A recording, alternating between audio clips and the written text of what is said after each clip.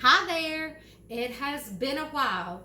It's been a summer and it's been a little busy. I had Camp Nana here at my house. We had 7 of our grandkids here for Sunday night through Saturday night. We turned right around and we had a graduation party for my grandson.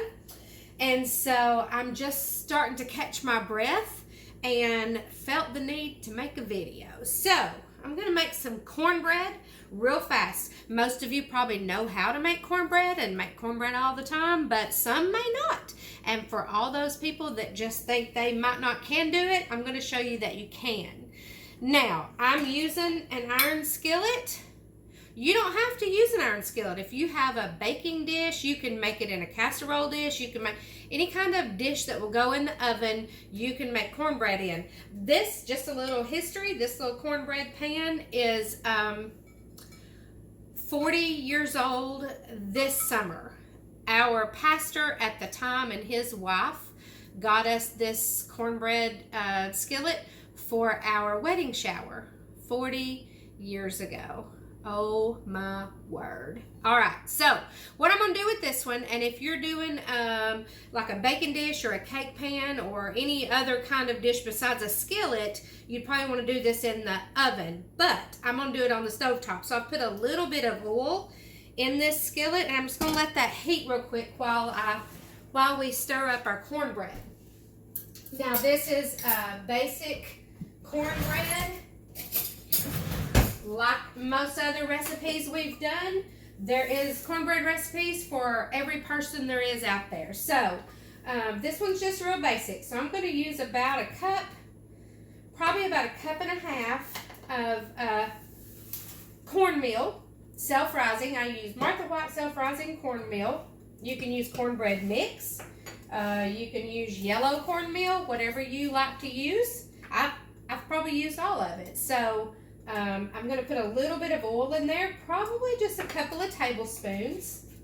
And then we're going to use some milk. I'm just using milk I have on hand. I have some buttermilk, but I'm saving that for something else on another day. So I'm just going to use regular milk.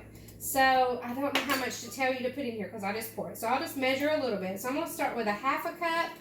This just helps you know about how much goes in there.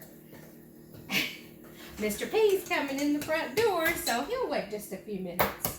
I didn't know where he was at to tell him I was going to do a video, and that's okay. He is bound to not be on the video. Okay, I added 1 egg to this. Okay, so that was a half a cup of milk. We're going to add probably another 1/4 of a cup, maybe a little bit more, and get this stirred up. And I'm keeping my eyes on that skillet because you don't want that grease to get hot. Now, I like my cornbread batter to be a little on the thinner side because when it cooks up, it just cooks up lighter, I feel like it does. If your cornbread batter is too thick, it gets real dense when it cooks. So this is heated pretty well. Let's test a little drop of it. Yeah, hear that? Okay, so really, and all I'm gonna do then is I'm gonna pour this into that hot oil.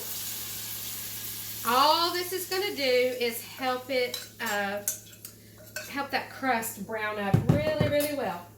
You don't have to do that. That's what I like to do. So this cornbread's going to go in a 425-degree oven. If your oven is too hot, turn it down. If it's not hot enough, turn it up. And then when we come back, I'll tell you how long it took, and then that way you'll know. So I'll see you in a little bit. Alrighty, our cornbread is done. This cooked in a 425-degree oven for about 45 minutes. And I could brown it a little bit more on top, but what's really important is how brown it is on the bottom, or to me it is. And so what I like to do is I take some melted butter, and as soon as it comes out of the oven, I like to pour that all over the top of it, all around the edges, and just let that kind of run down in the sides of the skillet. And then we're going to flip it. Everybody does this different, but this is what we always like to do. So what I would do is I'd put a plate on top of it and then flip it over. It's already turned loose, so that's good. It's beautiful. Oh, yay!